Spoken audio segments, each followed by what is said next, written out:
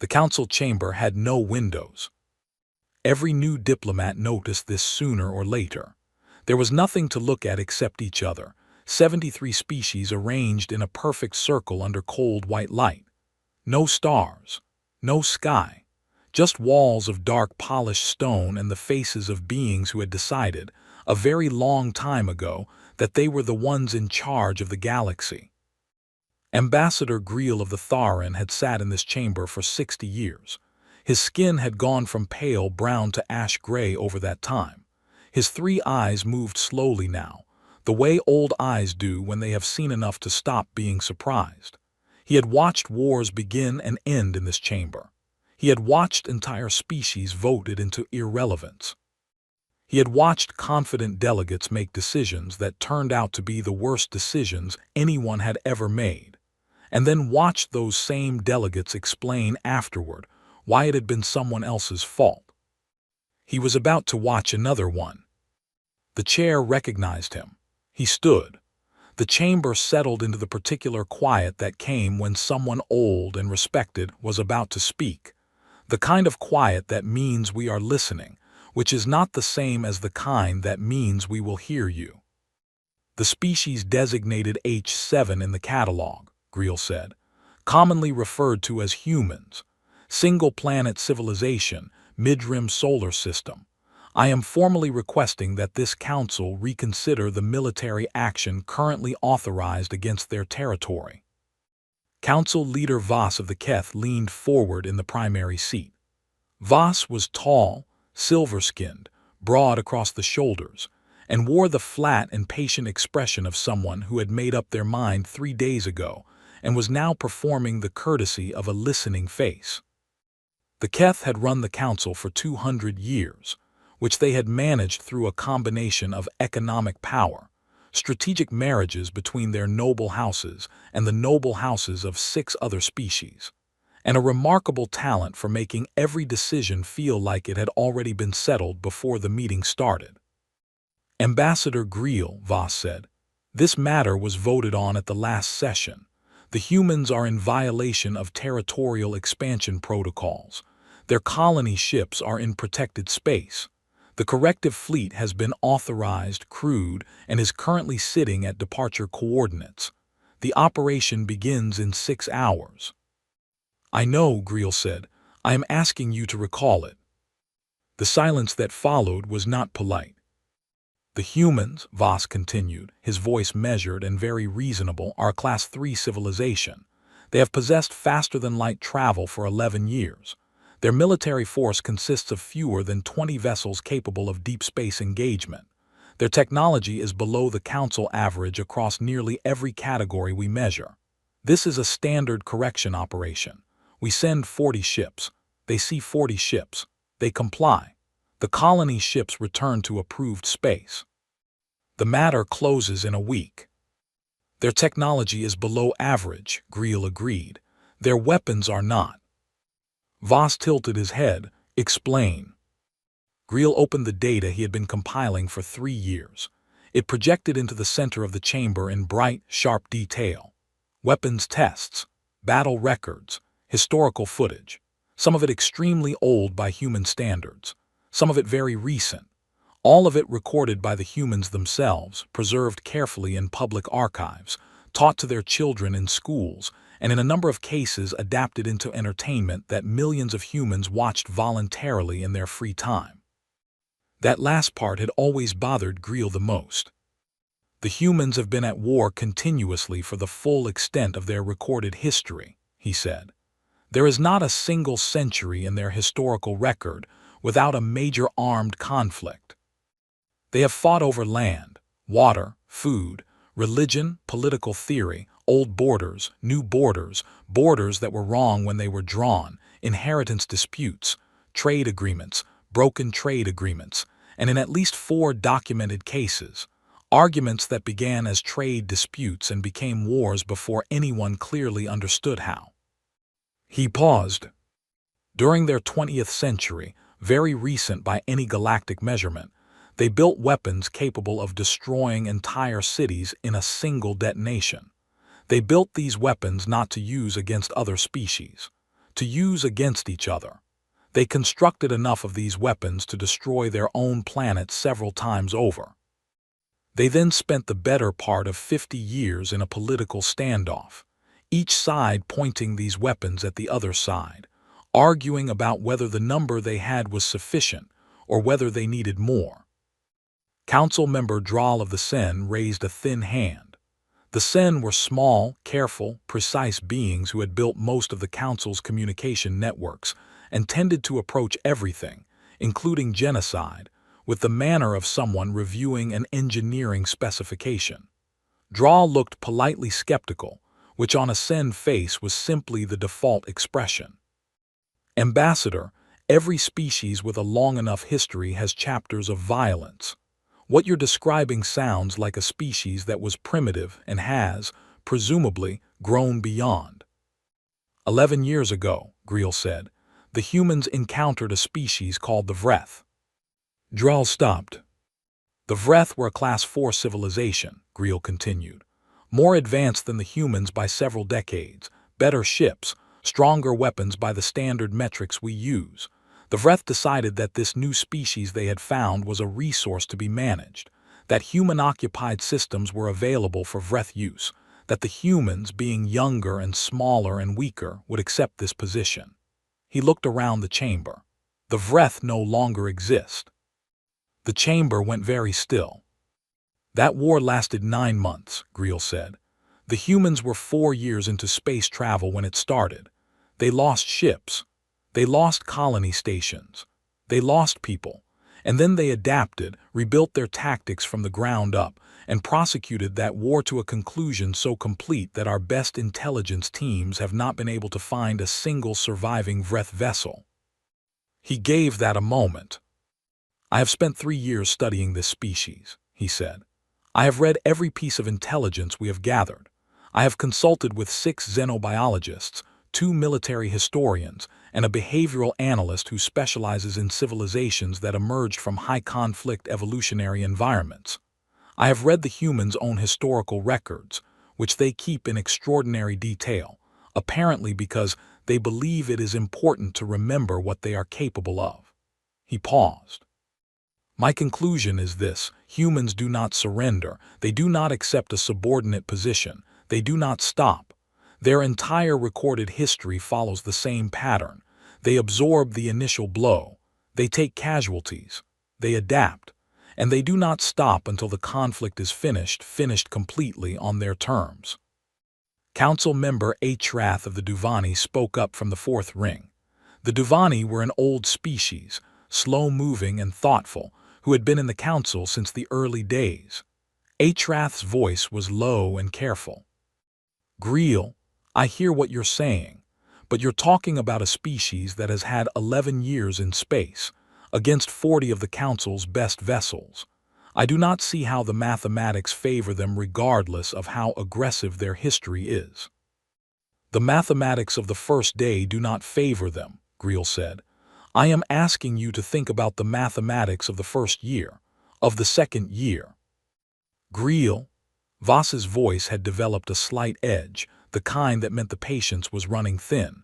We are not invading their home system. We are not threatening their civilian population. We are not demanding tribute or conquest. We are sending 40 vessels to escort a handful of colony ships back to approved space. That is all. If we allow a Class 3 civilization to violate territorial protocols without any response simply because they have an aggressive history, what message does that send to every other species that is watching? It sends the message that we are being careful, Greel said. It sends the message that we are afraid of a species that has been in space for 11 years, Voss replied. And we are not. You should be, Greel said simply. The chamber had not been this quiet all session. Voss looked at him with something that was not quite anger and not quite respect, somewhere between them. Is that your official position, Ambassador? Voss said. It is my official position, Greel said, that humans are not a species that responds to shows of force the way other species respond to shows of force. Most civilizations, when they see 40 warships in their solar system, perform a rational calculation, and decide that the territorial dispute is not worth the cost. Humans perform a different calculation. They look at 40 warships and decide what they need to build to fight 40 warships. He looked around the chamber. They have had 11 years to build. Council member Drawl spoke again. Ambassador, with the greatest respect, you are theorizing about a response that has not happened. We don't know that they'll fight. We don't know that they won't, Greel said. And the difference between those two possibilities is 40 ships and every crew member on them. The vote had already been taken. He had known that when he stood up. He had known 3 days ago, when the vote was cast, that nothing he said today would change the outcome. The fleet was sitting at departure coordinates with its crews already briefed and its weapons already powered. This was not a debate anymore. This was a record. He needed it on the record. He needed Zara, his young aide sitting in the gallery behind him, to hear it and remember it. She was 40 years old, young for a Tharan. She would outlive most of the delegates in this room by a century. She would need to know, when the time came, that someone had stood up and said something. The correction fleet departs in 6 hours, Voss said. The operation is expected to conclude within the week. Ambassador Greel's concerns are noted. He said the last word in the specific tone of someone nodding something they will file and never open again. This session is closed. Greel sat down. Zara leaned forward from the gallery and touched his shoulder. You tried, she said quietly. Yes, he said. He was looking at the data projection still hanging in the center of the chamber. The small yellow star in the midrim, the blue planet orbiting it. From this distance, represented as a point of light in a star chart, it looked like nothing at all. Now we wait, he said. Admiral HFY of the Keth military had 40 ships and a reasonable level of confidence in the outcome. He had run 3 correction operations before this assignment. All of them had ended quickly and without significant trouble. Most species, when they saw 40 Keth warships materialize in their solar system, calculated their odds immediately and decided that whatever the original dispute was about, it was not worth the cost of resistance. That was the point of the fleet. The Council did not want combat. It wanted compliance. You sent ships big enough that compliance was the obvious choice, and most of the time it worked. He dropped out of FTL at the edge of the human solar system at 400 Standard Time, looked at his sensor readout, and felt the first small thing he could not name. Why, he said to his navigation officer, are there so many satellites? The human solar system was loud. That was the only word for it. It broadcast constantly across every electromagnetic band, radio signals, radar pulses, tight beam communications bouncing between dozens of objects. There were satellites in every orbital band around every major planet. Tracking platforms, communication relays, weather stations, navigation beacons, construction platforms, military sensors. The system had been filled up with machines over decades, built before the humans had ever left their planet, maintained and expanded since. It felt less like a solar system and more like a city that had been wired for sound. They tracked us the moment we came out of FTL, his sensor officer said. Their long-range detection grid is thorough. Of course it was. They had built it to watch each other. Send the correction notice, HFY said. Standard format. We are here to escort their colony ships back to approved space. Non-compliance will result in escalation. Include the Council authorization codes. The message went out. 22 minutes later, fast, by interstellar communication standards, a response came back. Clean signal, well translated. Whoever had written it spoke the trade language with precision. Message received. Please provide the specific legal documentation supporting the territorial restriction order, including applicable Council charter references and the jurisdictional mapping records for the disputed zones. Our advisory team is reviewing the matter and will respond promptly. We thank you for the communication and look forward to a productive dialogue. HFY read it twice. They said thank you, his communications officer observed. I see that. He read it a third time. Something about it felt off, though he could not point to any specific word. It was perfectly polite. It was technically compliant. They had received the message. They were reviewing it. They were not refusing. They were not complying either. Send the full documentation, he said.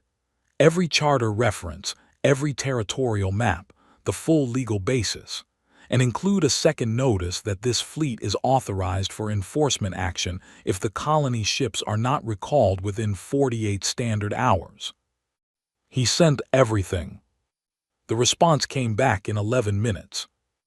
Thank you for the thorough documentation. Our team is reviewing the relevant provisions carefully. We have some questions about the specific jurisdictional application to the zones in question, and would welcome a direct communication channel to clarify these points. We expect to have a full response for you shortly. 40 warships. Waiting while humans did legal research. He moved the fleet forward to the boundary marker. He put it in full combat configuration, weapons powered, engines lit, the formation arranged to show maximum size. It was the kind of image that had ended 3 previous operations before a single shot was fired. When other species saw this formation at close range, they understood very quickly that the conversation was over. Another human message arrived. We observe your fleet's repositioning.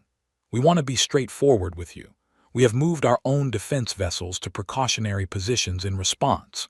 We want to be clear that we are not seeking conflict and remain committed to dialogue. We are equally clear that we cannot comply with the colony ship recall order, based solely on the Council's assertion of authority over zones that our legal team believes fall outside the established jurisdictional boundary. We look forward to resolving this through communication. Clear, firm, reasonable in tone. Not a single word of fear in any of it. HFY pulled up the tactical display. The human ships had moved. He had located 12 of them, older designs than his own vessels, smaller hull mass, less armor, by every standard measurement outmatched. They were not in defensive formation, protecting their planet. They were in his way, blocking his approach vector. 12 ships, positioned between 40 and their destination, in a formation that communicated one thing clearly: you will have to go through us to get there.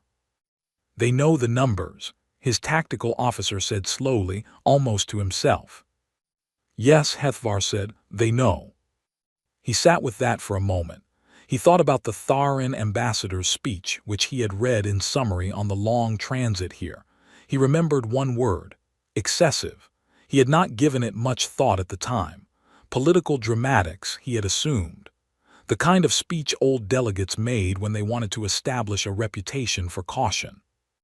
He thought about it now, looking at 12 ships that had placed themselves between his fleet and their target. He sent his report to the Council, professional and measured. The humans were not complying with the correction notice. He was requesting authorization for the next stage. He used clean language and kept his tone flat. He left out the feeling he could not name, because that kind of thing did not belong in a military report. He should have found a way to put it in. Greel received the report 2 hours later in the Tharan delegation's private corridor, the one with windows. He read it standing up, watching the stars through the glass. Zara stood beside him. They blocked the fleet, she said, reading over his shoulder. 12 ships against 40. Yes. She was quiet then. Is that brave or is it stupid? Greel folded the report. He had been asked versions of this question many times over the past 3 years, whenever he tried to explain his conclusions about humanity to colleagues who had not studied the species. With humans, he said, those two things have a great deal of overlap. They don't seem to distinguish between them the way other species do. It's part of what makes them very difficult to predict. He looked at the stars. HFY will see the formation as a bluff. He'll advance. The humans won't move. and then someone will fire a shot. Zara sat down in the corridor chair. The weight of what he was not saying was settling on her. He could see it in how she held her shoulders. And after that, she asked. After that, everything that follows will be the Council's doing. But the Council will not see it that way.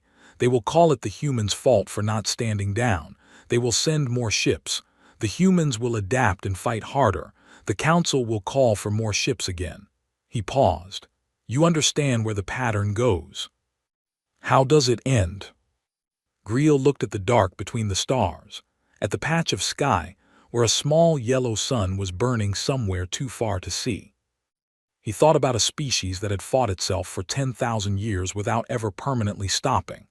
That had survived plagues, famines, and disasters of its own making, and had each time rebuilt and begun again.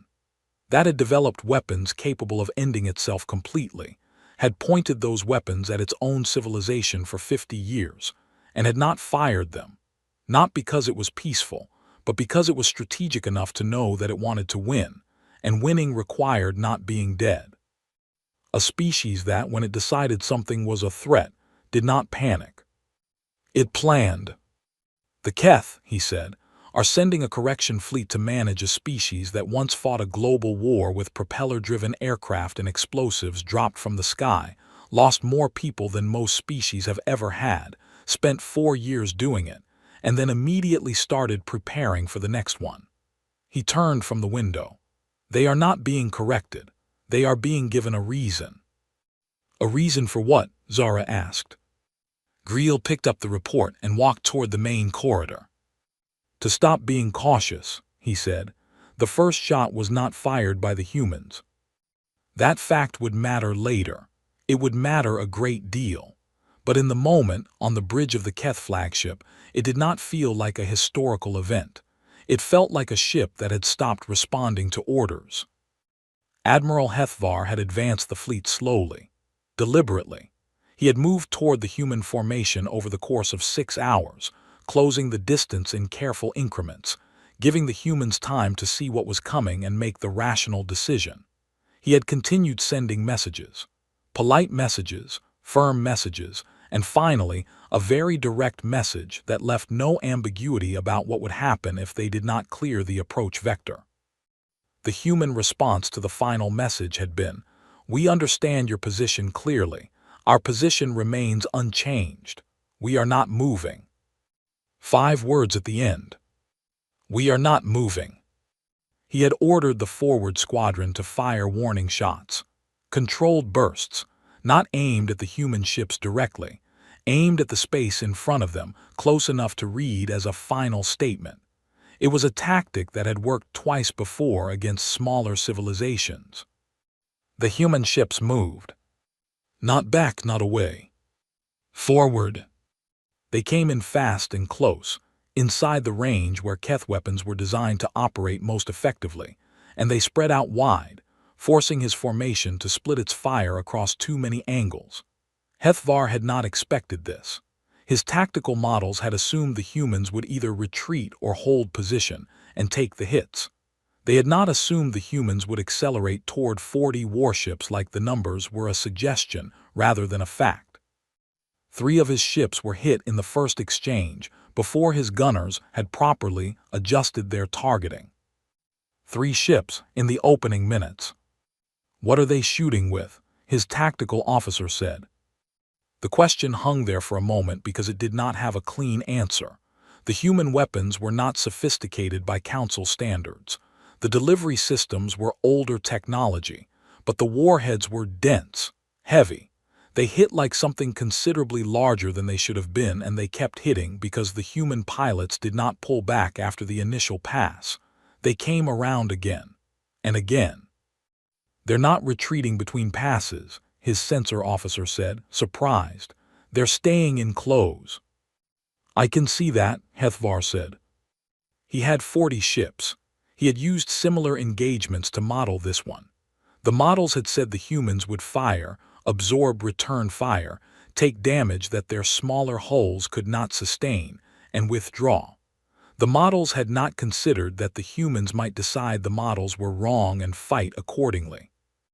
They were not fighting like a force expecting to win. They were fighting like a force that had decided losing slowly was unacceptable, and losing fast was at least honest. It took 40 minutes to disable or destroy all 12 human ships. HFY sat in his command chair and looked at the after-action readout for a long time. He had lost 6 vessels, not destroyed, damaged badly enough to pull out of the engagement. He had another 4 ships with significant hull damage that would need repairs before they were combat effective again. He had killed 12 ships with 22 of his own at full capacity. He had expected to lose none. "Send the report to the Council," he said quietly. "Tell them the correction operation has encountered resistance. Tell them the human defense force has been neutralized. And tell them—" He stopped. He looked at the numbers again. "Tell them I need replacement vessels before proceeding to the colony ship location." His communications officer sent the report. HFY sat with the numbers: 12 human ships, not modern ships, not well-armed ships by standard measurements. 6 of his vessels pulled out of action, and the humans had not stopped fighting until they were physically unable to continue. Not one of them had broken formation. Not one had requested terms. He thought about the Tharan ambassador's word again. Excessive. The report reached the council chamber 8 hours later. Voss read it at the primary seat, and his expression did not change, which was itself a kind of expression. 6 vessels damaged, said Council Member Drahl of the Sen, reading the same report at his own station. That's a significant ratio for a Class 3 civilization.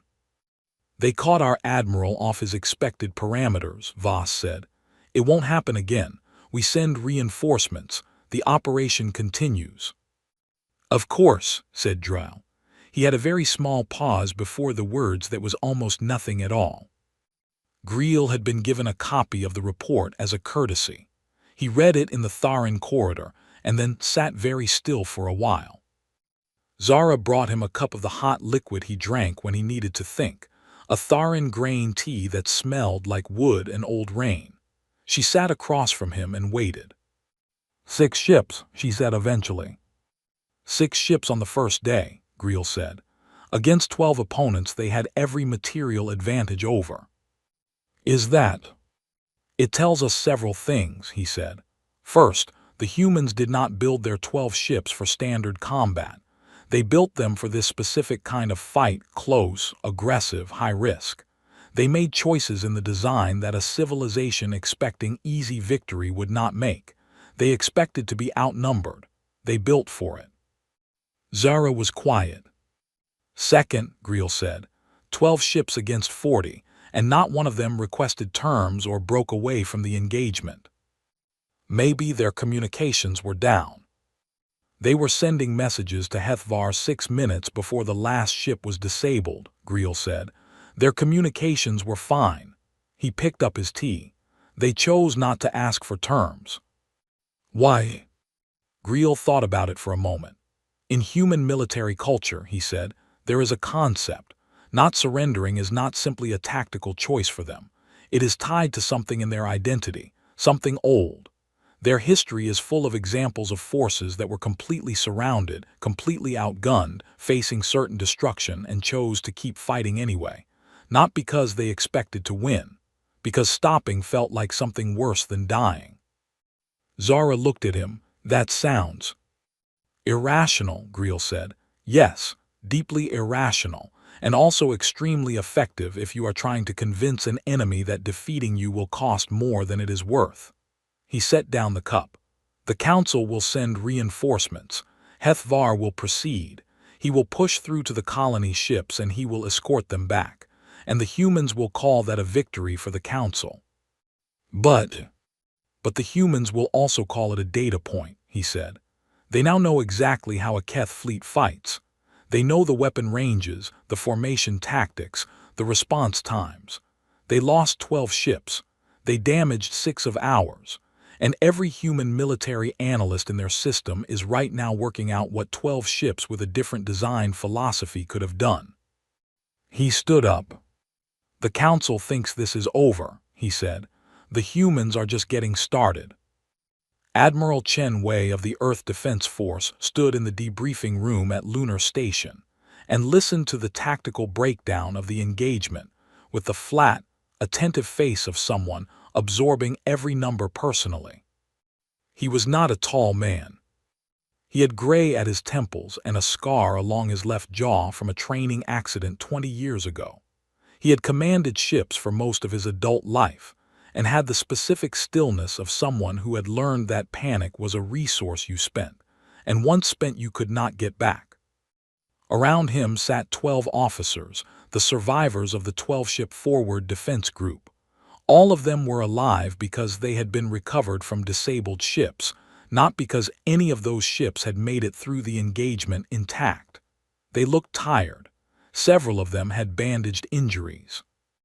None of them looked like they had lost. The tactical officer finished his breakdown. Chen Wei looked at the holographic display in the center of the table. The engagement mapped out in clean lines and vectors. 40 Keth ships, 12 human ships, 6 Keth vessels pulled out with serious damage, 12 human ships disabled or destroyed. "What did we learn?" Chen Wei said. The room spoke. Everyone contributed.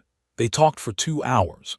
Formation weaknesses in the Keth advance line, response delay patterns, the specific range brackets where Keth weapons were optimized and the gaps between those brackets, the way Keth gunners recalibrated after the first pass and how long that recalibration took, the fact that the Keth ships had not been expecting close-range engagement and had been positioned for longer standoff fire. Chen Wei listened to all of it and added it to the picture he was building. "They'll come back with more ships," said Commander Ackefer, his most senior surviving pilot. Sarah Ackefer was young, mid-30s, which in space combat terms meant experienced, with the particular focused energy of someone who thought 3 moves ahead in every conversation. "The Council isn't going to accept that result as an endpoint." "No," Chen Wei said. "They'll classify this as an obstacle and route around it." He looked at the display. "They'll expect us to be weaker now, fewer ships, damaged stations. They'll expect us to have spent our capacity." "We spent 12 ships," Ackefer said. "We spent 12 ships," Chen Wei agreed, "and we built 40 more in the last 8 months." He let that sit for a moment. "The 12 out there were old. They were the ships we could afford to lose. The fleet we actually have, the Council has never seen." The room was quiet for a moment. "So what's the plan?" one of the junior officers asked. Chen Wei looked at the Keth fleet position on the display, still sitting at the engagement point, still sending correction notices. He had been told, in between repair operations, very formal language, still calling it a correction operation even now. "They think this is a colonial dispute," Chen Wei said. "A territorial argument that got a little heated.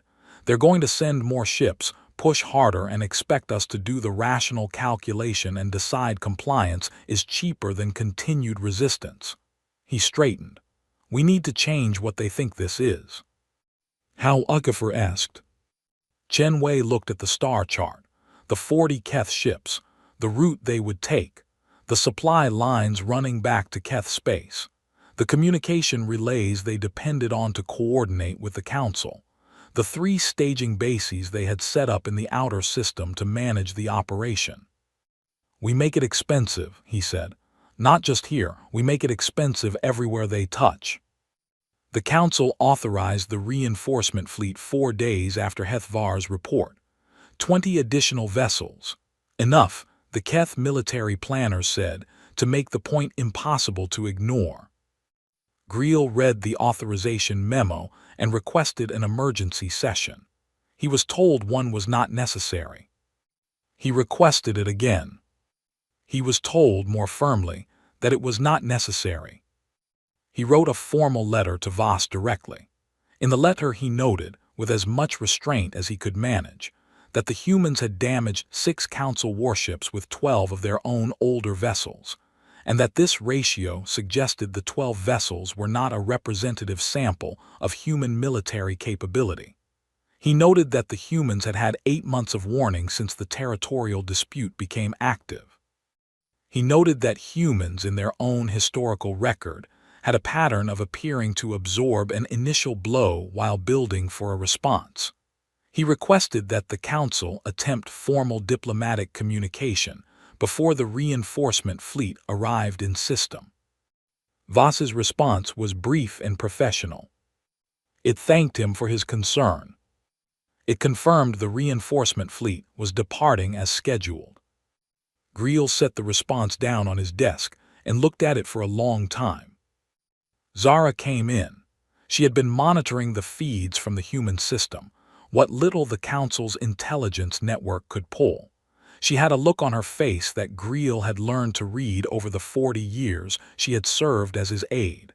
It was the look that meant she had found something he was not going to like. "What is it?" he said. "Our intelligence contact in the outer system detected a new signal pattern 6 hours ago," she said. "Coming from the human side, tight beam, heavily encrypted, going to at least 11 different locations simultaneously." "What locations?" "That's what he couldn't determine," she said. "The encryption is too good for our current tools, but 11 directions simultaneously, that's not a distress call. That's not a colony coordination signal. That's a command network," Greel said. "Yes." He stood up slowly. 11 locations, he said, simultaneously. He walked to the window. "They're not defending a planet. They're coordinating something across 11 locations at once." He stood there for a long moment. "How long has that signal been active?" "The contact thinks at least 48 hours, Zara said. "It may have been running longer in a dormant pattern we didn't catch." Greel pressed his palm flat against the window glass. The reinforcement fleet was already in transit. 20 more ships heading toward the human system. 20 ships and every crew member on them, heading toward a species that had just lost 12 of its older vessels and was already talking to 11 separate locations across the system in encrypted command language. "Send a message to HFY," Greel said. "On my personal authority. Tell him to wait for the reinforcement fleet before advancing. Tell him not to push toward the colony ships until he has the full force assembled. Tell him the humans are coordinating something and that his current fleet should hold position." "You don't have the authority to issue tactical orders to a Keth admiral," Zara said carefully. "No," Greel said, "but I can send a message as a fellow sentient being asking him to be careful." He turned from the window. "Send it anyway. He will probably ignore it, but send it." She sent it. HFY did not respond. He was already moving. HFY advanced his fleet on the morning of the 5th day. He had 34 ships at full capacity. 6 were still undergoing repairs at the outer staging base. He had decided not to wait for them. The reinforcement fleet would arrive in 6 days, and by his calculation, he could reach the colony ship location and begin the escort operation well before then. The human defense force was gone. The path was clear. Waiting served no purpose except to give the humans time they did not deserve. He moved in standard formation, tight, orderly, the way a force moves when it expects no opposition. He was 40 minutes into the advance when his sensor officer said, very quietly, "Admiral, I'm reading new contacts." "From where?" "From everywhere."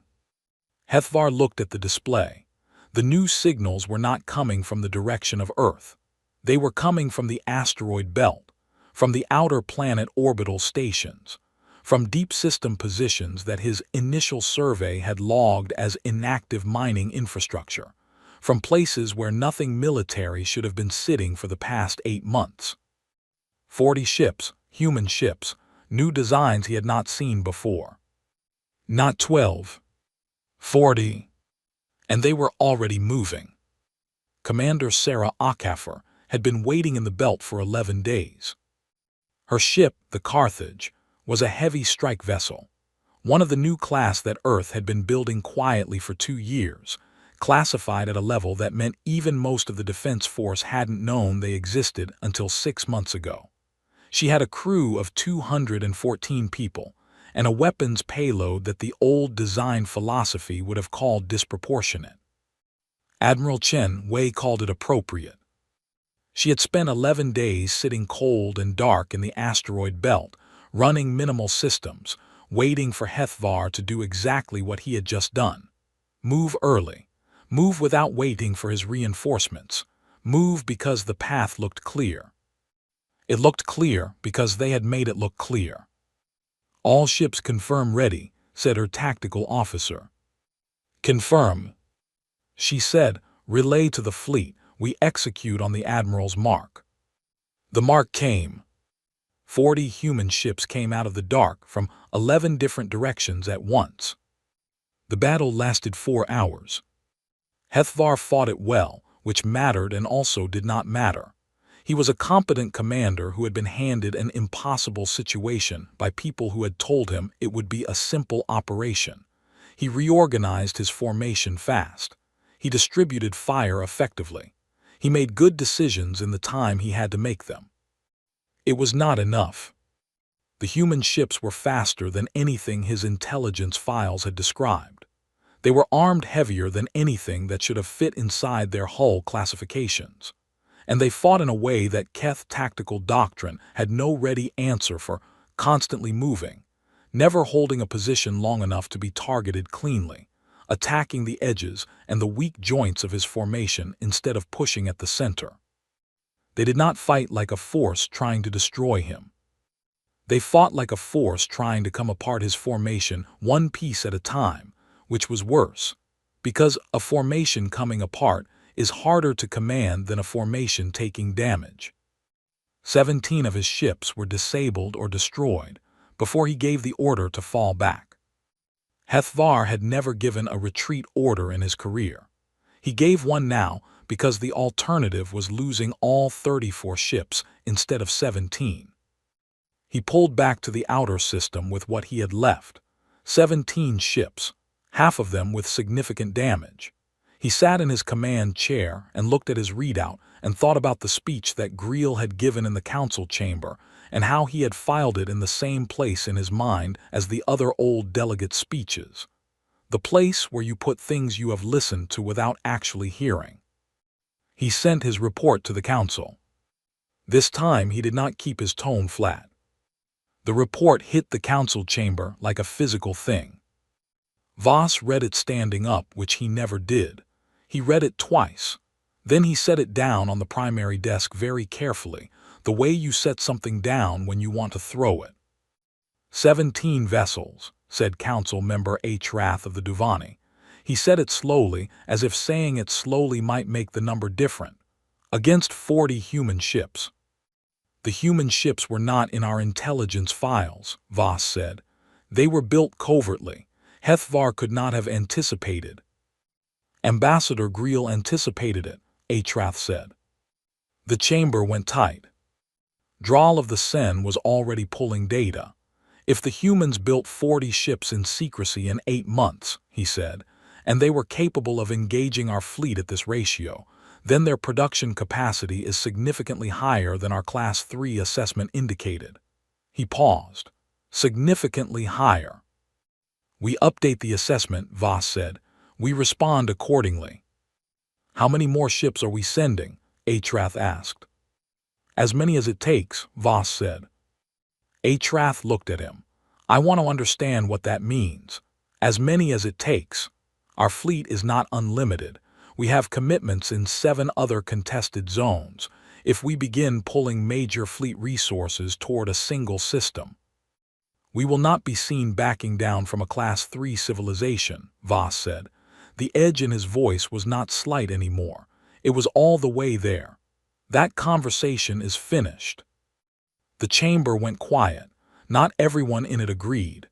Greel could see it in the way several delegates held their faces, the careful stillness of beings choosing not to speak yet. A calculation was being made, not out loud, not publicly. But it was being made. Greel said nothing.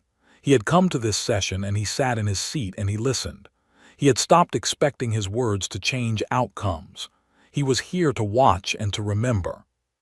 After the session, in the corridor with windows, Zara was waiting for him with another report. She had been collecting every piece of data she could find from every source she had access to, building the same picture Greel was building, from the inside. "They hit the staging base," she said. "Which one?" "All three." Greel sat down. "Simultaneously," she continued. 6 hours after the main engagement. They hit all three outer system staging bases at the same time. The bases are either destroyed or disabled. The repair crews for HFY's 6 damaged ships that were sitting there, they're gone." She paused. "He's also lost the supply depot at position 7. His fleet is now operating without a reliable resupply point in the system." Greel looked at his hands. "They planned it from the beginning," he said. "It was not a question. The 12-ship engagement, the retreat. They planned to let HFY think his advance was proceeding. They let him move before the reinforcement fleet arrived so his force would be isolated when the real fleet came out. He thought through the sequence. And then they hit the bases while his attention was on the withdrawal, while his remaining ships were in disarray, while his crews were managing damage and casualties, and had no attention left for anything outside the immediate crisis."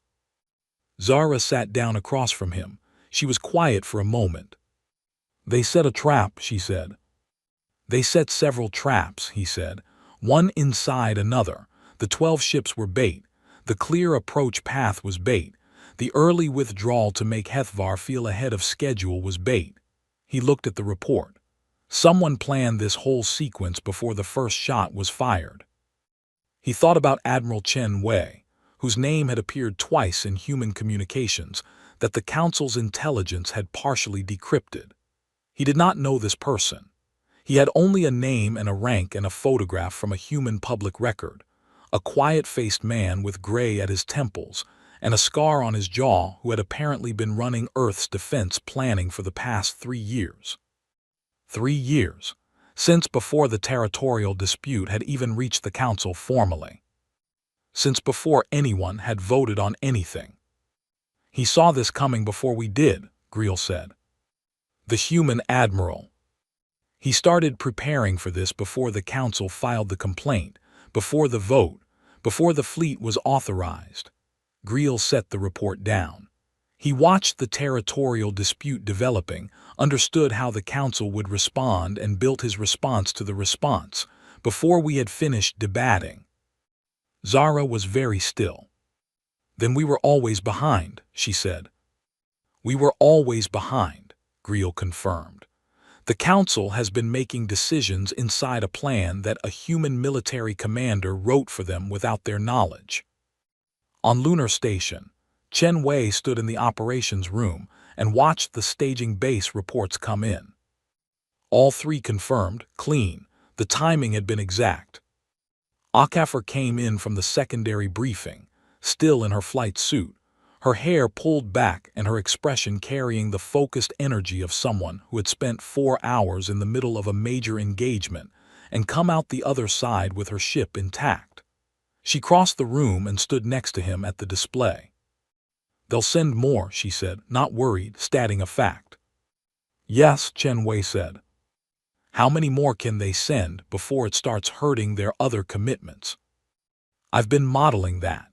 He pulled up the projection he had been working on for the past 6 hours.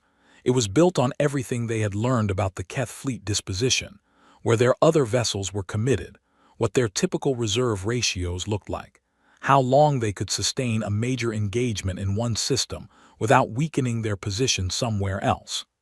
They have capacity for maybe 3 more major pushes before their other commitments start showing gaps.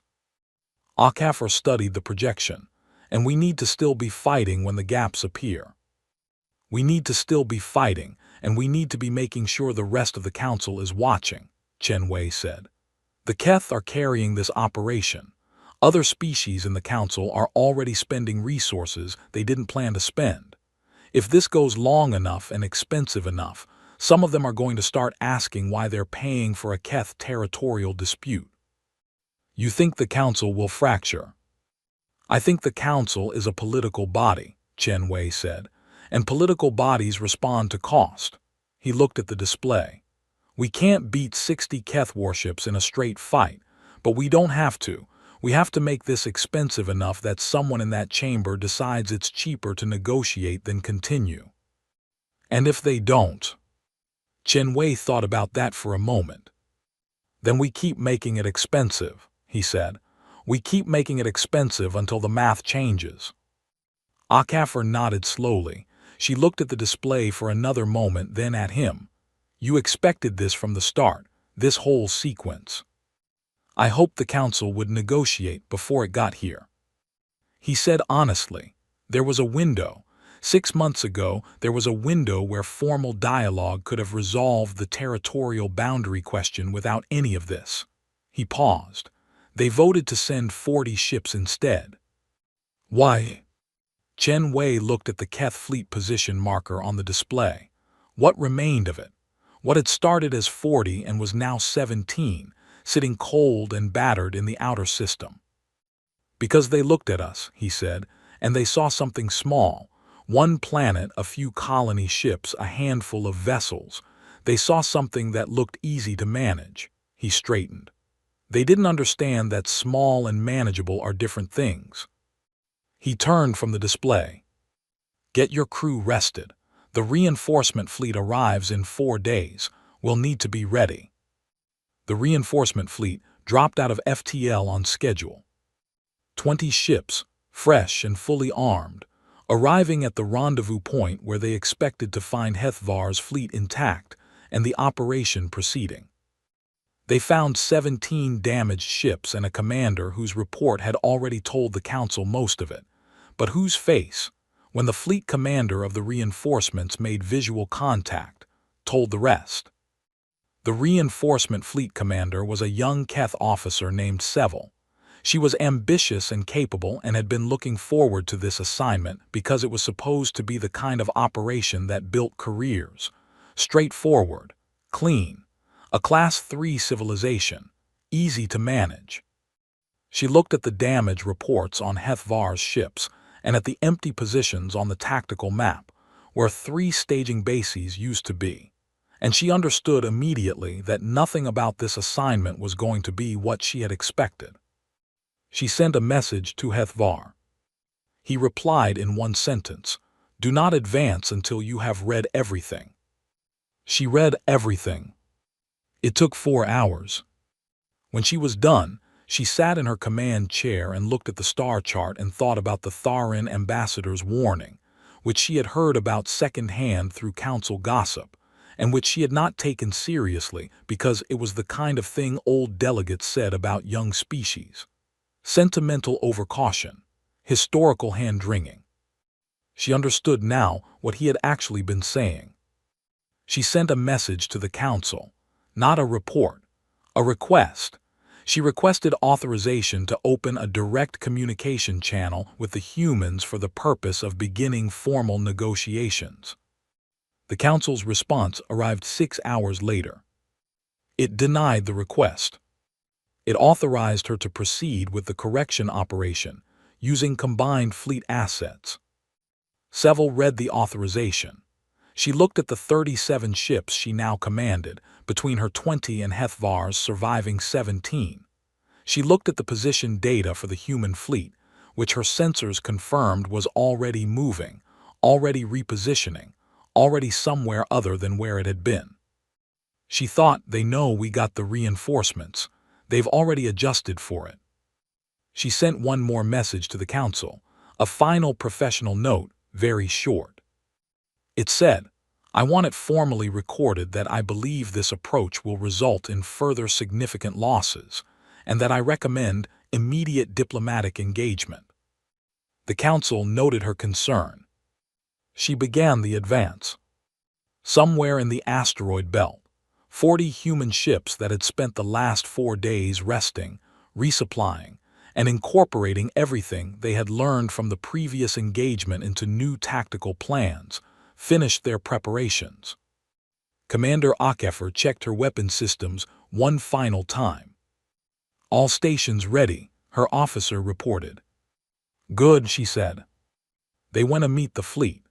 The second engagement lasted 6 hours and cost the combined Keth fleet 31 ships.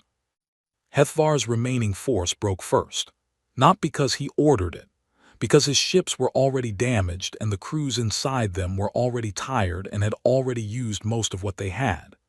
They scattered when the line collapsed, and a scattered ship is a dying ship, and his crews knew it, and they ran because running was the only option left that was not dying. Seville held together longer. She was a better commander in a fresh ship with a rested crew. She found a formation that could sustain fire, and she held it for 2 hours past the point where HFY had broken, fighting with the focused intensity of someone who understood that the report she was going to have to write afterward would define the rest of her career, and she was going to make sure it at least reflected that she had tried. In the end, it did not matter how hard she tried. She ordered the withdrawal with 9 ships left. 9 ships from 37. She pulled them to the outer edge of the system and stopped there and looked at the readouts and did not say anything for a long time. Her tactical officer broke the silence. "They're not pursuing," she said, surprised. "The human fleet stopped at the engagement boundary. They're not coming after us." Seville thought about that. The humans had 9 ships on the wrong side of that boundary that were easy targets. They had the momentum and the firepower and the positioning to destroy every remaining Keth vessel in the system. They could have finished this completely. They had chosen not to. "Why?" her officer asked. Seville did not answer immediately. She had read everything HFY had given her. She had read the Tharan ambassador's session record. She had 3 hours of very bad recent experience to add to that. She thought she understood the answer. The humans were not trying to destroy them. They were trying to make a point. Destroying all 9 ships meant a war to the end, one side or the other. Letting 9 ships limp home meant those 9 ships arrived at the council with a report, and a report was a message, and the message was, "Look at what we just did, and understand that we chose to stop." It was worse than destruction. It was a demonstration. She sent her report to the council and began the long, quiet transit back. The council chamber was not quiet when the report arrived. It was the opposite of quiet. Every delegate was talking, and most of them were talking loudly, and several of them were not talking to each other but into personal communication devices to their home governments. 3 delegations had already called emergency sessions of their own separate councils. The Duvani representative had left the chamber entirely for 6 hours and come back looking like he had been in a very long conversation with very unhappy people. Voss sat in the primary seat and maintained the expression of someone who was in control of the situation. He had been maintaining this expression for 4 days. The maintenance was becoming visible. Greel sat in his seat and watched. 59 vessels, Drawl of the Sen said from his station.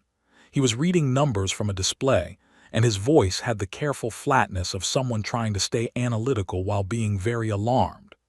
"We have committed and lost 59 vessels since this operation began, against a Class 3 civilization that had, on the day we voted, fewer than 20 deep space ships on record."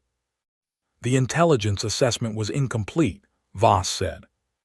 "The intelligence assessment was incomplete because they built their real fleet in secret while we were having the debate about sending ships," Drawl said.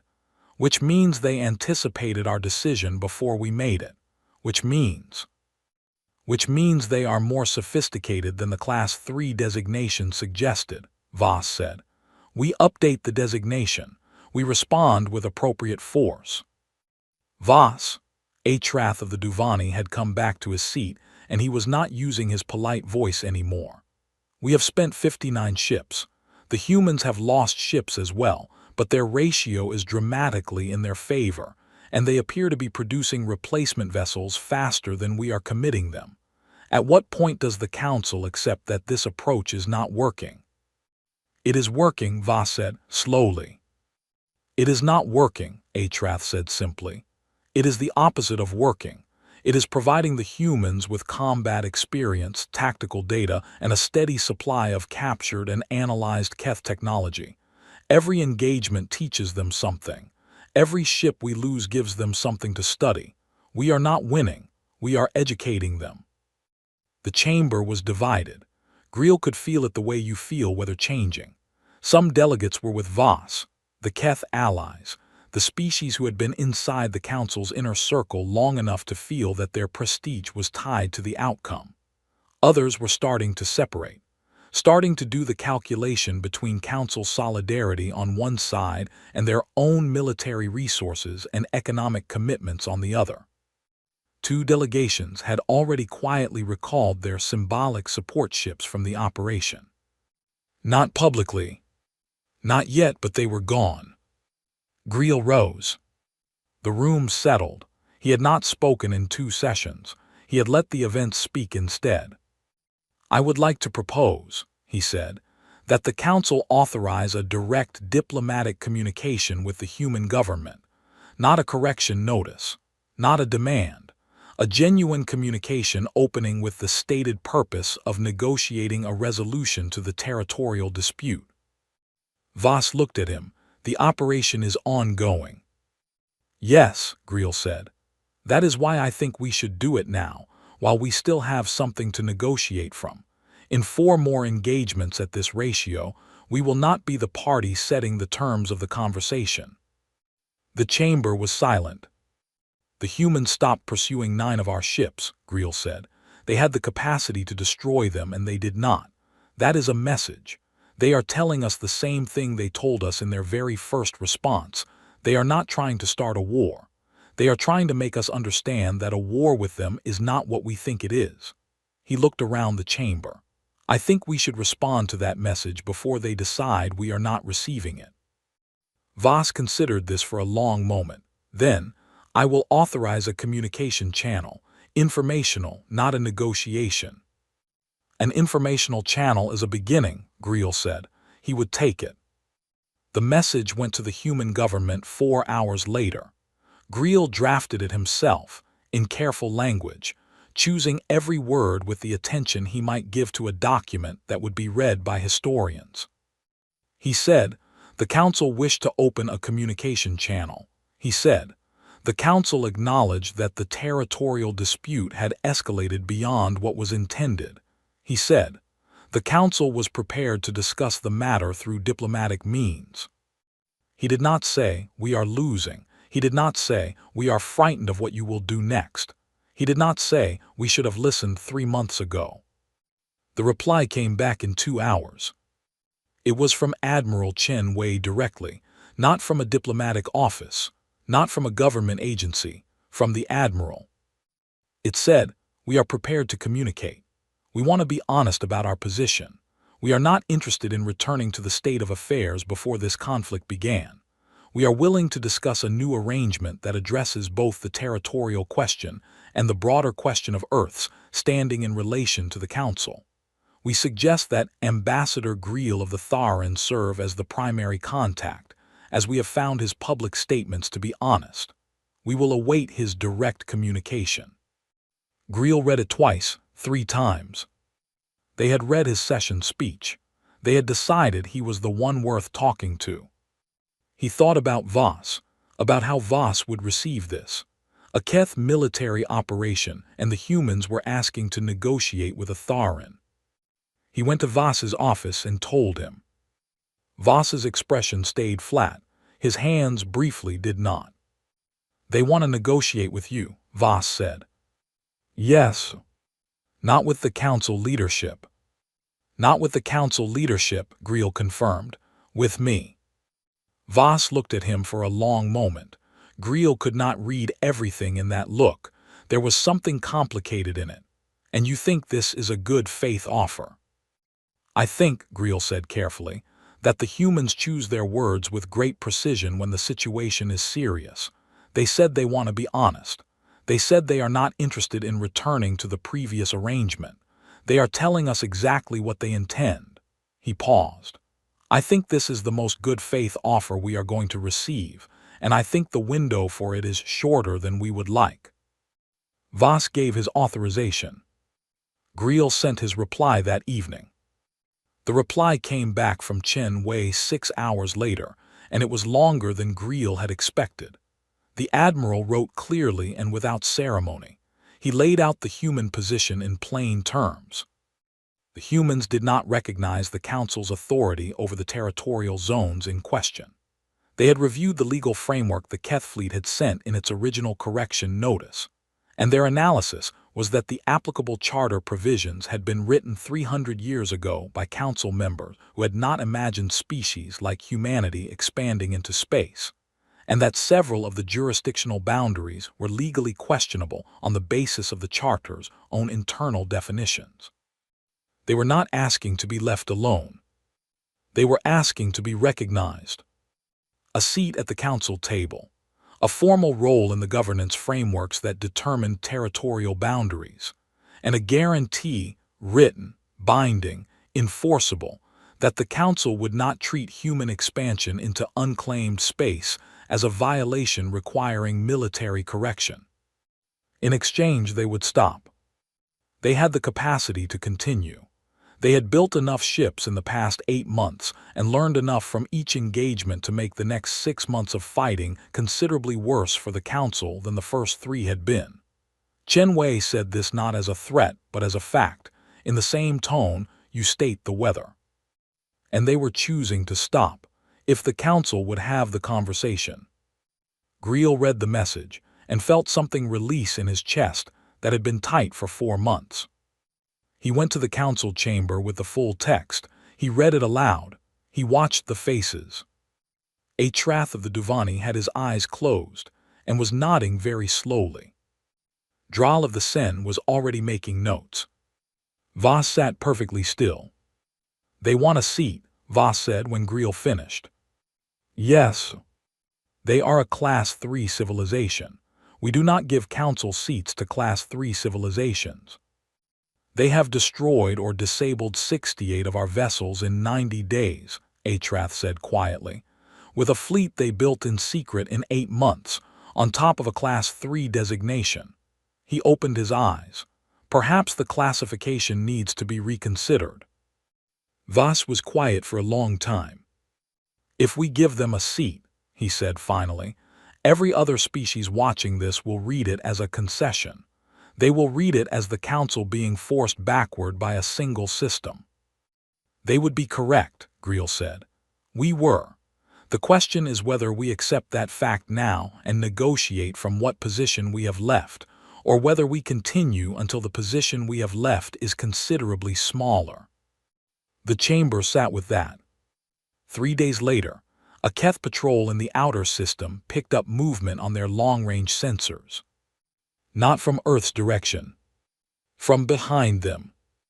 3 human ships had come through the FTL point that the Keth fleet used as its primary approach corridor from Keth space. The same corridor the reinforcement fleet had come through. The corridor that led back to Keth home systems. They were not attacking. They were sitting there, running no weapons, broadcasting openly. They broadcast one message, on a clear frequency, to the Keth fleet in the system and to any Council relay within range. The message said, "We are demonstrating that we know where this corridor leads. We are not using it. We are going home now. We look forward to the diplomatic conversation." Then they turned around and left. Hethvar, still in the outer system with his 9 damaged ships, received the message and sat with it for a very long time. They had been behind him. They had come through his supply corridor and sat in his rear approach and sent a polite message and left. They could have done anything. They had done nothing. Because the point was not what they did. The point was that they could. He sent one final report to the Council. It was the shortest report he had ever written. It was 3 sentences. They have been behind our lines. They chose not to act on it. We should talk to them. He did not know if anyone in the council chamber would listen. But Greel would read it. And that, HFY thought, might be enough. The vote to open formal negotiations passed by 41 to 29. It was not a comfortable majority. 2 delegations abstained rather than vote against Voss openly. Several species that had been with the Keth from the beginning voted yes, with expressions that made clear they were doing so because the math had changed, and not because their opinion had. Voss voted yes. He did it without explanation and without ceremony. He set his hand on the authorization panel and let the vote register, and then sat in the primary seat and looked at nothing in particular. Greel had been watching Voss for 60 years in one capacity or another. He knew the difference between the various kinds of silence this man was capable of. This one was the silence of someone who had gone through the door on one side of the argument and understood, now that he was all the way through, that he was in a different room than he had expected. It was not defeat exactly, it was something adjacent to it. Something that sat in the same neighborhood. Greel voted yes, and then walked out of the chamber and found Zara in the corridor. It passed, she said. She had been watching the live feed on her device. Yes. She let out a breath. So it's over. The fighting is over, Greel said. What comes next is harder in some ways. Harder than 68 ships in 90 days. Harder for the Council, he said, because what comes next requires the Council to genuinely change, not adjust, not make a small concession and return to how things were. Change. He began walking toward the communication center, where the delegation contact setup was already being arranged. The humans said they are not interested in returning to the previous arrangement. They meant that in every sense. Zara fell into step beside him. Do you think they'll be reasonable in the actual talks? Greel thought about the message from Chen Wei, the precision of it, the way each paragraph said exactly what it meant and nothing more. The fact that they had sent 3 ships through the Keth supply corridor and then left without firing a single weapon, choosing demonstration over destruction when destruction was available. I think, he said, that the humans are very good at being reasonable when they are being treated as equals, and I think they have spent 3 months making a very thorough argument for being treated as equals. He paused at the corridor junction. The question is whether the Council is capable of hearing that argument now. The first direct communication session between Greel and Admiral Chen Wei took place via secure channel across a distance of 42 light hours. The delay in signal transit made conversation slow, each message taking nearly 2 days for a round trip, but both sides had agreed to this method before arranging any in-person meeting. Greel had suggested it. He wanted a record of everything, built up carefully, before anyone sat in the same room. Chen Wei's first message was brief. He said he appreciated the Council's decision to negotiate. He said the humans had no interest in expanding this conflict further. He said that the outcome they wanted was a stable and defined relationship, not dominance, not tribute, not special privilege above other species. A recognized place in the structure that already existed, with the legal protection that came from that recognition. He also said something that Greel read several times. He said, "We want to be honest about something. We did not want this war. We were aware for approximately 3 years that the Council was likely to respond to our expansion with some form of corrective action. We spent those 3 years preparing because preparation was responsible governance. We would have preferred to spend those same 3 years in a diplomatic process that avoided all of this. That option was not offered to us. We are not making this point to assign blame. We are making it because we think it is important that the future arrangement includes mechanisms for early dialogue, so that the next species the Council encounters with a different developmental path than expected has somewhere to bring that conversation before it becomes a fleet action." Greel read the last paragraph twice more. Not just asking for a seat at the table, asking for the table to work differently, for other species that came after them. He replied carefully, because he wanted to be equally honest. He told Chen Wei that he had warned the council and been overruled. He said it plainly, with no diplomatic softening. He thought the humans deserved the plain version. He said the council's decision-making structure had genuine problems that predated this conflict, and that the humans were not wrong to identify them. He said he would advocate for the changes they were describing, and that he could not promise success, but that he would try. Chen Wei's reply came back 2 days later. It said that's all we're asking of anyone, that they try. The formal negotiation sessions were held on a neutral station, the Veth platform, which sat in unclaimed space roughly equidistant from Earth and the nearest Keth system. It had been built 300 years ago for exactly this kind of purpose, and had hosted 9 major interspecies conferences since then. It had never hosted a species that had fought its way to the table. Greel represented the council. 2 other ambassadors flanked him, Wrath of the Duvani and Draal of the Sen, both of whom had broken with Voss's position in the final sessions. Voss had not come. He had sent a deputy with authority to sign agreements, which was practical and also the specific kind of absence that said everything about where things stood. The human delegation arrived on the 2nd day of the scheduled conference window, exactly on time. Admiral Chen Wei led them. He brought 3 others, a diplomat from the human civilian government, a legal specialist, and Commander Akafer, who sat at the end of the table and said almost nothing during the sessions but whose presence Greel understood. She was there to remind the council delegation of something, quietly, without saying a word. Chen Wei was shorter than Greel had expected. Human images did not always translate well to a sense of physical scale. He shook hands, a human greeting gesture involving the right hand with each council delegate, and when he reached Greel, he held the handshake a moment longer than the others and said, simply, "Thank you for reading us correctly." "I wish it had mattered sooner," Greel said. Chen Wei looked at him steadily.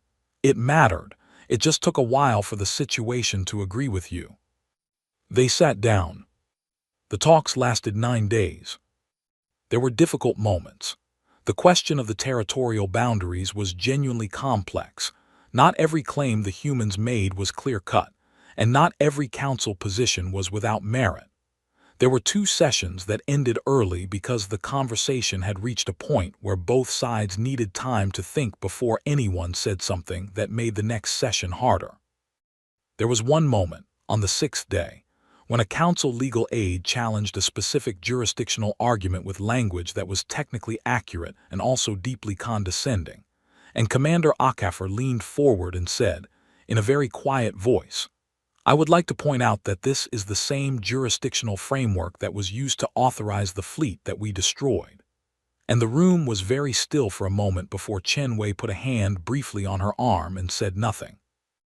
And the legal aide reconsidered his phrasing. Greel watched all of it. He contributed where he could. He kept the language from becoming weapons more than twice. He was good at that, 60 years of practice at knowing when to speak and when to let the silence do the work. On the 9th day, they signed an agreement. The terms were not what the Keth had wanted. They were not a full victory for the humans either. That was the nature of an agreement reached after combat rather than before it. The edges were jagged. The compromises were real on both sides, and nobody left the table feeling entirely satisfied. But they left the table. The territorial boundary was redrawn to reflect a negotiated line that gave the humans the space their colony ships had reached and established a formal process for future expansion claims. The humans received associate status in the council, not a full voting seat, but a recognized standing with the right to speak, the right to challenge decisions that affected them, and a clear pathway to full membership. The Council agreed to establish an early contact diplomatic channel for newly discovered or rapidly developing species. It was written into the structure quietly, almost as an administrative measure, not given much attention in the public summaries of the agreement. Greel thought it might be the most important thing they signed. On the last evening before the delegations departed, Greel sat in a small observation room on the outer ring of the Veth platform. It had windows, large ones, floor to ceiling. He sat looking at the stars for a long time. He heard footsteps, and then Chen Wei was standing at the window beside him. Neither of them said anything for a while. The admiral had his hands clasped behind his back and was looking at the same stars, though Greel supposed they were looking at different things within them. "There's something I've been wanting to ask you," Chen Wei said eventually. "Yes. Your warning to the council, at the beginning. You said we don't surrender, you said we don't stop." He paused. "That's accurate, but it's only part of it. Did you know the other part?" Greel considered the question. He had spent 3 years studying this species before speaking in that chamber. He had read more human history than most non-humans ever had. "I had a theory," he said. "I chose not to present it, because I thought the council wouldn't understand it, and it would weaken the parts they could." "What was the theory?" "You don't stop," Greel said, "but you also don't need to. You stop when the problem is genuinely solved, not when it's suppressed, not when the other side is broken and can't continue. When the actual problem, the real disagreement underneath the fighting, is addressed." He looked at the stars. "You held your ships back when you had HFY's remnant force in range. You sent 3 ships through his supply corridor and then left. You came to the table and you negotiated in good faith." He paused. "You do not fight for the sake of winning. You fight until the thing that caused the fight is fixed." Chen Wei was quiet for a moment. Then, "That's a generous reading of human history." "It is consistent with the record," Greel said. "We also have a lot of wars that didn't end that way." "Yes," Greel said, "you also have those." Chen Wei made a sound that might have been a short laugh. "I'm not sure if you're being diplomatic or honest." "With me," Greel said, "those are the same thing most of the time." They stood at the window a while longer. The stars did not move. They never did from inside, which was why Greel had always found looking at them restful rather than disorienting. The universe stayed where it was. It was everything inside the rooms that moved. "What happens now?" Chen Wei asked. Not for himself, Greel understood that, for the larger picture. "The Keth will take time to accept this," Greel said. "The Council will be uncomfortable for several years. Some species will test the new framework. Some will try to use the humans as leverage in their own old disputes, which will not go well for them." He paused. "And slowly, very slowly, the structure will change. It always does when something genuinely new arrives in it." "Good new or bad new?" New, Greel said. "The evaluation takes time." Chen Wei nodded slowly. "We're going to be a difficult species to have in the council." "Almost certainly," Greel agreed. "Does that bother you?" Greel thought about 60 years in a chamber with no windows, watching confident beings make bad decisions, watching careful warnings get set aside for the reassurance of being in charge, watching the galaxy managed by people who were very good at managing things that stayed still. He thought about a species that had fought itself for 10,000 years and never stopped, but also never stopped building cities over battlefields, roads through the debris, schools in the gaps between conflicts, adding and adding even while destroying, never quite letting the destroying win. He thought about a young Tharan aide named Zara, who would inherit the council he left behind, and would need it to be different from the one he had arrived in. "No," he said honestly, "it does not bother me." Zara met him at the transport dock when he returned to the main council station. She had been managing the delegation's affairs in his absence, and had the look of someone who had slept less than was medically recommended, but had made excellent use of the time. She had a full briefing ready, reactions from council member species, initial public responses from human media, HFY's formal retirement announcement submitted quietly the day before, Voss's statement, which was professionally worded and said nothing. "Also," she said, 3 separate junior delegations have already requested information on the new early contact channel." Already, they want to know how it works, whether it applies to them, whether they can use it for existing disputes. She paused. One of them specifically asked whether the channel would be reviewed by someone who would actually read what they sent. Greel felt something in his chest that took him a moment to identify. It was unfamiliar, not because he had never felt it before, but because he had not felt it in some time. Something like hope, but older than hope, something more patient. "Tell them it will be reviewed," he said. "Tell them to send what they have." He walked down the corridor toward his office, toward the window he worked beside every day, the one he had been pressing his palm against for 4 months while the battle reports came in, and the votes went the wrong way, and the fleet numbers mounted in the wrong direction. He stood at the window now and looked at the stars. The chamber behind him had windows too now, or it would. That had been in the agreement. A small thing, easy to miss in the list of territorial terms and membership provisions and legal frameworks. A renovation request almost. Windows installed in the council chamber proper. The humans had asked for it specifically.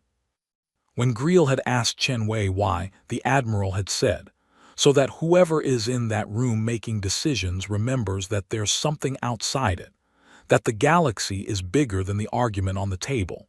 It helps, sometimes, to be able to see it." Greel had included it in the draft without debate. He stood at his own window and looked at the stars, and at the small patch of sky where, if his charts were right, a yellow sun was burning in the midrim with a blue planet turning around it. A species that had fought itself for 10,000 years, that had poisoned its own land and rebuilt it, that had built weapons to end itself and then decided not to use them, that had seen 40 warships in its home system and sent 12 older ships to block the approach vector. 12 ships that were not a defense, that were a message. "We are still here. We are not moving. Come talk to us like we matter, or learn the hard way what we're capable of when you don't." He had delivered that message to the council 4 months ago, in a chamber with no windows, and they had noted his concern and sent the fleet anyway. And now there would be windows. It was not everything, but it was a beginning. He stood there until the light changed, and then he sat down at his desk and began drafting his report, the full account, start to finish, every decision and every ignored warning and every engagement and every step of the 9 days on the Veth platform. The document he had started building in his mind on the day the vote was taken, and the fleet was authorized, and he had walked back to his seat and told Zara, "We document everything." Someone would read it someday. A young diplomat maybe, a xenobiologist studying first contact records, or another old ambassador from another old species, sitting in a chamber somewhere and watching a confident vote go the wrong way and standing up to say something that nobody wanted to hear. He wrote it all down. Every word. All of it true. He owed them that much.